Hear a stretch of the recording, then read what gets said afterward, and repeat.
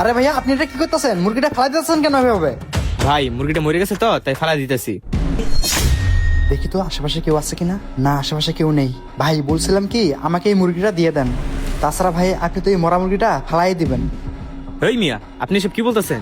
আপনি জানেন না আমাদের ইসলাম ধর্মে মরা মুরগি খাওয়া হারাম? এই মরা মুরগি আপনার দিতে পারতাম না, আপনি জানেন তে? আসলে ভাই, আমার কথাটা আগে শোনেন। আসলে এই মুরগিটা আমি খাবো না, আমার বাসায় একটা কুত্তা আছে তো, সেই কুত্তাটাকে খাওয়াবো। এছাড়া ভাই, আপনি তো মুরগিটা এমনিতেও ফেলাই দিবেন, আপনার কোনো কাজে লাগবে না। তার চেয়ে ভালো ভাই, এই মুরগিটা আপনি আমাকে দিয়ে দেন, আমি বাসায় নিয়ে আমার কুত্তাটাকে খাওয়াই। কুত্তাটা খেয়ে অনেক মজা পাবে।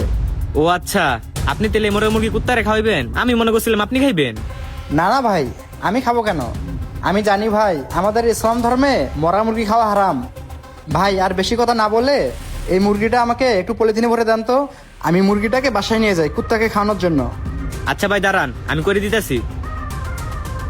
ভাই মুরগিটা একটু ড্রেসিং করে দিয়েন, যে কয় টাকা বিল হয় আমি দিয়ে দেবো নি।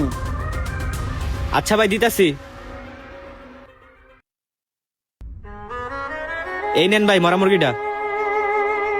ভাই এই মরা মুরগিটার দাম কয় টাকা দিতে হবে? ভাই আমাদের ইসলাম ধর্মে যেরকম মরা মুরগি খাওয়া হারাম, ঠিক তেমনি মরা মুরগি বিক্রি করাও হারাম। এই জন্য ভাই মুরগির টাকা দিতে হইব না, আপনি নিয়ে যান। আচ্ছা ভাই ঠিক আছে। যাক, ভাই মনে হয় কিছু বুঝতে পারেনি। আমি এখন মুরগিটা বাসায় নিয়ে যাই। শাহ আলম ভাই, এই শাহ আলম ভাই, শাহ আলম ভাই বাড়িতে আছেন? জি কাকা, কিছু বলবেন? সুদ ঘুষের টাকা পোলাপানকে খাইতে খাইতে পোলাপানের শরীরটা একবারে হাতের মতো বানিয়ে ফেলছে। আল্লাহ যে কবে তাকে হেদায়েত দান করবো। ও ভাতিজা, ভালো আছো তুমি?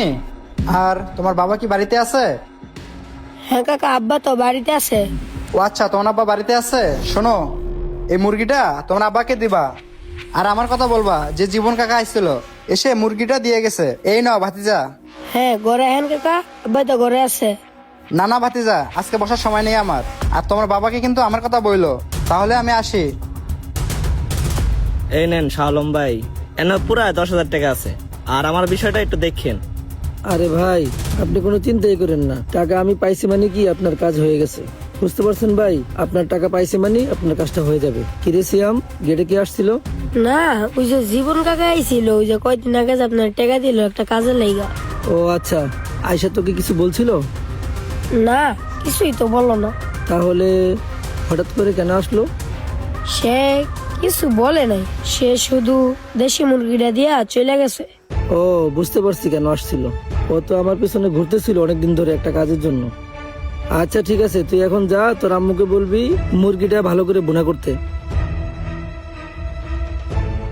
আজকে পেট ভরে দেশি মুরগি দিয়ে ভাত খাবো। আচ্ছা বাবা, আমি যাইতাছি, যা কইতাছি রানতে।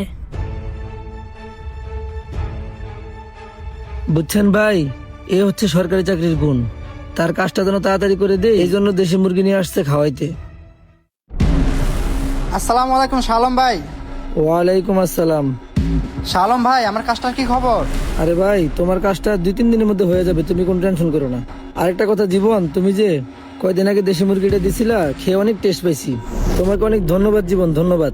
শাহ আলম ভাই, ধন্যবাদ দেওয়ার কিছু নেই। আসলে সকালবেলা আমি বাজারে একটু হাঁটতে গেছিলাম, সেখানে দেখি এক দোকানদার ভাইয়ের একটা মুরগি মরে আছে, আর সেই মুরগিটা ফেলাই দিতেছিল। আর সেই বাজার থেকে মুরগিটা না আপনাকে দিয়ে গেছি। মরা মুরগির কথা শুনে এখন বমি বের হইতেছে। এর মানে তুমি আমাকে মরা মুরগি খাওয়াইছো? এই জীবন, তুমি জানো না আমাদের ইসলাম ধর্মে যে মরা মুরগি খাওয়া হারাম? জি ভাই, আমি জানি আমাদের ইসলাম ধর্মে মরা মুরগি খাওয়া হারাম। তবে ভাই, আপনি আমার সাথে সেদিন যে কাজটা করছিলেন, সেটা কি হালাল ছিল? ভাই, তোমার এই কাজের জন্য আমি তোমার কাছ থেকে 15,000 টাকা চাচ্ছি। অন্য কেউ হইলে তার কাজটা আমি 40-50 হাজার টাকার নিচে করতাম না। ভাই, এই 15,000 টাকায় তো আমার উপরে অনেক জুলুম হয়ে যায়। তাছাড়া ভাই, আপনি তো আমার প্রতিবেশী, আপনি একটু আমার দিকে খেয়াল টিয়াল রাখেন। আপনি যে কি বলেন না ভাই, ঘোড়া যদি গাছের সাথে সম্পর্ক করে তাহলে কি ঘোড়া বাঁচবে? আচ্ছা ঠিক আছে ভাই, আসলে আমি কাজটা করার জন্য অনেক জায়গায় ঘোরাঘুরি করছি, অনেক ক্লান্ত হয়ে গেছি, আর কোথাও ঘুরতে চাই না। এই যে লন ভাই, এখানে টাকাটা আছে, আপনি একটু কাজটা করার ব্যবস্থা করে দিন। আচ্ছা ঠিক আছে, টাকা যেহেতু পাইছি কাজ হয়ে যাবে, তুমি কোনো চিন্তা করো না। আচ্ছা ঠিক আছে ভাই, তাহলে আমি এখন আসি। আসসালামু আলাইকুম। শাহ আলম ভাই, আপনারা আমি মরা মুরগি খাওয়াইছি দেখা আপনি রাগ করছেন, আর আপনি যে সুদ ঘুষ খান ওটা কি হারাম ছিল না? শাহ আলম ভাই, আমার কাছে তো মনে হয় ওই মরা মুরগির চেয়ে সেই ঘুষ সুদগুলো খাওয়াটাই বেশি হারাম মনে হয়, আর সেটাই হারাম বেশি।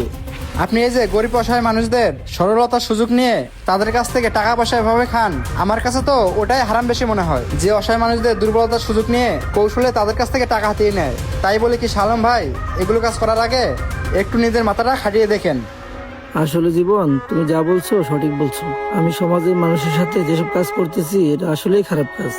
তবে আজকে আমি তোমার জন্য বিষয়টা বুঝতে পারলাম। জীবন, আমি তোমার সাথে যে অন্যায়টা করছি তুমি পারলে আমাকে ক্ষমা করে দিও। শাহ আলম ভাই, অন্যটাই শুধু আপনি আমার সাথেই করেননি, আপনি অত্যাচার করছেন কিছু নিরীহ মানুষের উপরে। আপনার যদি ক্ষমা চাওয়ার ইচ্ছে হয়, আপনি তাদের কাছে গিয়ে ক্ষমা চান। তাদের কাছে ক্ষমা চাওয়ার পরে তারা যদি আপনাকে ক্ষমা করে দেয় তাহলে তো আলহামদুলিল্লাহ ভালো। তাহলে বুঝতে পারছেন শাহ আলম ভাই আমি কি বলছি? তাহলে থাকেন, আমি চলে যাই। আসসালামু আলাইকুম। ওয়ালাইকুম আসসালাম। আমাদের বর্তমান সমাজে এরকম অনেক প্রভাবশালী লোক আছে, তারা কিনা গরিব অসহায়দের উপরে ঠিক এভাবেই জুলুম অত্যাচার করে থাকেন। আজকের ভিডিওটি শুধুমাত্র তাদের উদ্দেশ্য করেই বানানো হয়েছে। তো বন্ধুরা, আপনাদের কাছে কেমন লেগেছে অবশ্যই একটা কমেন্টের মাধ্যমে জানাবেন। ভালো লাগলে শেয়ার করতে ভুলবেন না। ধন্যবাদ সকলকে।